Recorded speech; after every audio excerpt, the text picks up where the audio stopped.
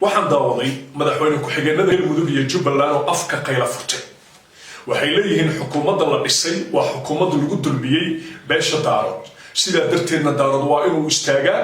laga midoobaa meelna looga soo horjeestaa xukuumadda la magacaabay iyo dowladda madaxweyne xasan sheekh maxamuud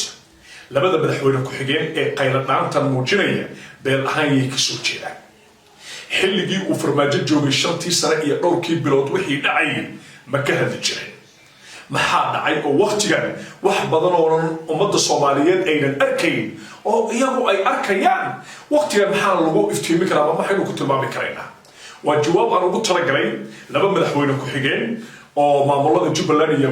Galmudug oo qayla dhaan afka furtay waxyaabaha ay iftiimiyeen daaha ka gadaal waxyaabaha ka muuqanaya qorshe loo diyaariyay xukuumadda iyo waliba dowladda madaxweyne xasan sheekh maxamuud oo u baahan ummadda in loo iftiimiyo ayaan bogga hore ee barnaamijka aad uga hadli doonaa oo aan soo gudbi doonaa hadduu alla idmo marba haddii uu madaxweyne xasan sheekh maxamuud xilka qabtay muddo kooban oo xitaa aan dhammayn 2 isbuuc ayay qayla dhaan bilaabeen dadkii 5 sano dhibaatada ba'an ummadda Soomaaliyeed u geysanayay waxay adkaysan waayeen 2 isbuuc qayla dhaantii bilaabatay isbuucii koowaad ee madaxweynuhu magacaawna oo aan ula jeedo 15 May wixii ka dambeeyay waxay soo gaadhay ilaa 38 maalmood oo la sugu waayay muddada 100 cisho ee madaxweynaha Jamhuuriyadda Federaalka Soomaaliya lagu kala ogaan karo bal inuu dowladdiisu ay hore u socoto iyo inay gadaal u socoto xukuumadda 38 maalmood la sugayay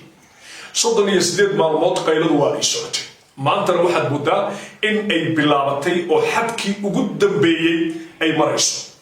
qayla dhaanta maanta haddii aan laga dhigin maxaa la filan karaa waxaan iftiimin doonaa wax badan oo idinka qarsoon oo bulshada Soomaaliyeed ugu talagalay dhammaantiin soo dhawaada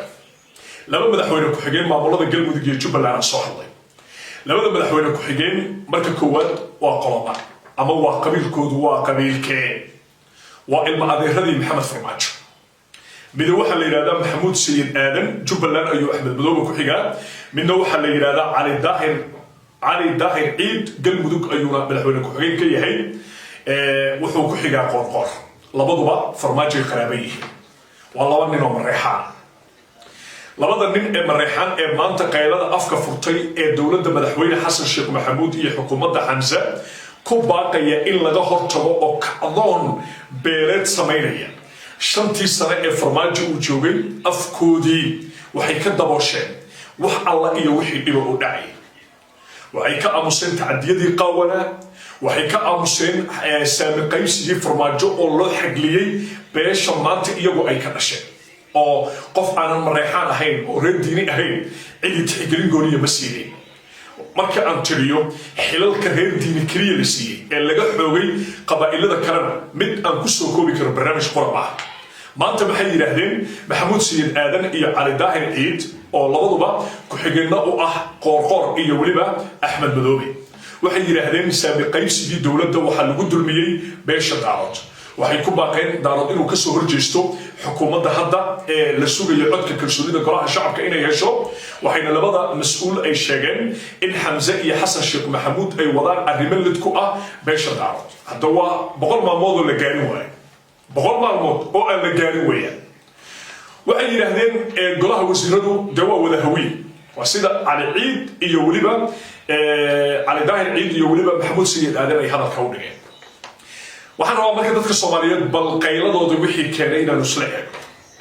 labada wasaaradood oo dalka ugu sareeya waa wasiirka arrimaha dibadda iyo wasiirka arrimaha gudaha markii loo eego xukuumadda lagu dhawaaqay midna waa daarood midna waa hawiye maxaa keenay marka qayla dhaanta Maxamuud Sayid Aadan wasiirka arrimaha dibadda waa nin daarooda oo hadduu alla ku idmaayo ma jirteena wasiirka arrimaha gudaha waa nin hawiye ah halkee bay wax ka qaldiyeen wasiirka amniga waa nin mareexaan halkee wax ka qaldi maxay tahay bursiga xukuumadda ay ku tilmaamayaan ama ay ku sheegayaan oo ay dadka Soomaaliyeed u fasiri karaan waxba kama jiraan waxay wadaan waa barnaamij loogu talagalay in dowladda madaxweyne xasan sheekh maxamuud 100 cisho iyadoo aan gaarin ummadda Soomaaliyeed laga tuso oo la yiraahdo waxay wadaa inay u xagliso hawiye waxay wadaa inay daarood ka xagliso laba gaarin xukuumaddu way dhisan tahay ninka xukuumadda magacaabana waa nin daarood oo maanta Xamza Cabdi Barre waa nin daarood kabla laxo ogaadeen wasiirka arrimaha dibaddana waa nin daaroodo kabla laxo harti ah marka waxaa su'aal maxay tahay qayladhaanta cali daahir ciid iyo weliba maxamuud sayid aadan waa kacdoon abaabulan marka ha u malaynina inaynan ogeyn siciid cabdilaahi dani iyo axmed madoobe waa qorsho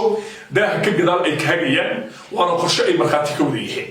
ma hadli karaan iyaga waana sababta keentay in axmed madoobe iyo siciid dani ay gadaal ka taagnaadaan cali ciid iyo maxamuud sayid aadan sababtu sabab kale ma ah haddii uu maanta siciid dani uu hadlo waxaa dul yaalla adigaa codad ka siiyey madaxweyne xasan sheekh maxamuud maxaad ku eedeynaysaa hadduu axmed madoobe hadlana waxaa la leeyahay war adigu ahaa ninkii kambayner u ahaa oo markii finaalka la gaaray tiri ilaa waa in la doortaa madaxweyne xasan sheekh maxamuud maxaa ku hadli kartaa marka daaha ka gadaalay ka hagayaan kama mirna marka qoorqoor iyo ragga kale sida lafta gareen iyo weliba hadduu alla ku idmaayo cali guudlaawe markhaatina waxaa idinkaga filan in hadallada maxamuud sayid aadan iyo cali ciid aynan ahayn mid keliya quseeya hal dhinac oo barnaamij gadaal laga wada hagaya ay tahay ma jiro madaxweyne maamul goboleed oo xukuumadda soo dhaweeyay hal madaxweyne maamul goboleed oo xukuumadda taageeray ma jiro ma hayno warqad jubbaland ka timid oo xukuumadda lagu taageerayo ma hayno warqad ka timid puntland oo xukuumadda lagu taageerayo si lamida galmudug si lamida hirshabelle si lamida lafta gareen ee koonfur galbeed marka horta waa barnaamij daaha ka gadaal laga hagay laakiin anigu meesha aan ka qaadanayo maaha madaxda maamul goboleedyada inaan eedeeyo waxaan ka qaadanayaa waxa weeye laba nin oo ilmo adeera oo farmaajo qaraabo la ah inay maanta yidhaahdaan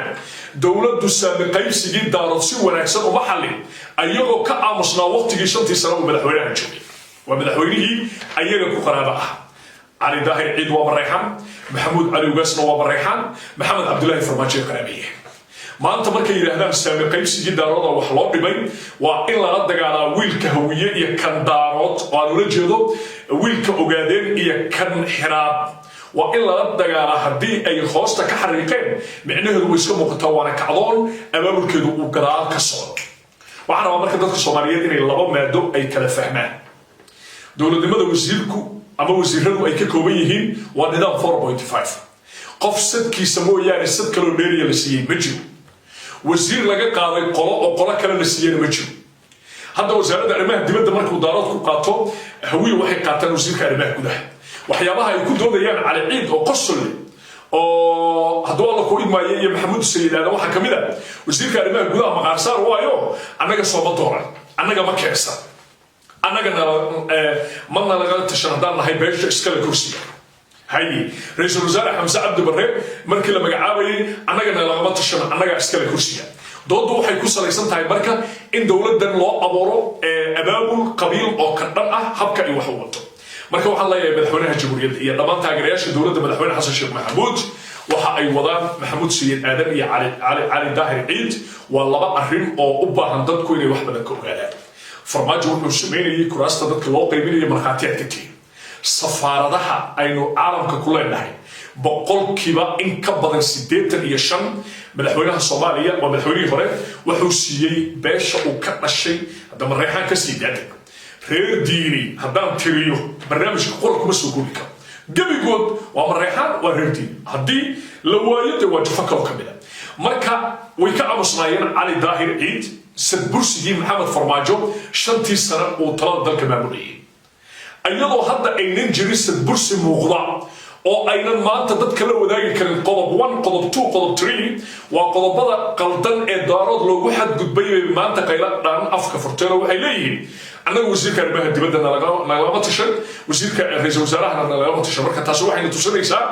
waxa soo socda iyo webiga yaaweyn baahashu way kulushahay hamoodina ciyaartu inay ciyaar tahay weeyaan sheekadan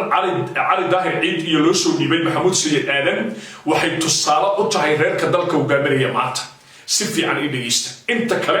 xanay idinku tahay inaad dhegeysataan ma aha xantaan waxaan ugu talagalay ogaadeen iyo waxaan ugu talagalay hawiye si fiican i dhegeysta maanta waad u jeedaan xukunkii dalka weliba reerka la diidan yahay oo laga daba cararayo hawiye ma aha ee waa ogaadeen maanta waxaa la leeyahay ogaadeen siduu ku noqday hormuudka koowaad ogaadeen oo cidda loo baahan yahay oo maxamuud sayid aadan iyo weliba cali daahir ciid ay tooshka ku iftiiminayaan ilaahay bay ka tahay inuusan ahayn xasan sheekh maxamuud waa ninka la raadinayo waa ninka la yidhahdo xamse cabdi bare qofka la diidan yahay waa ninka ogaadeen waxaana la leeyahay ogaadeen nama hogaamin karo hadalkooda micnahooda waa kaa haddaanan maanta laga dhiibin berritay noqon doontaa mid aan jawaab cad loo heli karin balse waxaan u daynayaa dhammaan taageerayaasha dowladda madaxweyne xasan sheekh maxamuud iyo jafooyinka beelaha ogaadeen iyo weliba hawiye labada nin ee dhabarkayga dambe ka muuqdana barnaamijka ay soo wadaan iyo webiga yaaweyn bal ishaan ku haynaynaa wixii kusoo kordha daqiiqad walba barnaamijyada isdabajooga ah ee aad mar walba ka daawato facebooka pageka cabdilaahi balwaan ayaad kala socon doontaan waa halka aad hadda ka daawanayso barnaamijyada inta ayaan idinkugu soo gudbin doonaa insha allah waa facebooka pageka cabdilaahi balwaan meel kaleo facebook ood ka daawan karayso haba yaraatee ma laha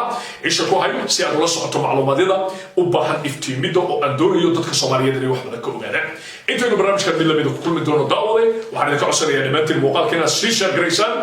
waa cabdilaahi balwaan wadile meel kastoo aad joogtaan nabadgelyo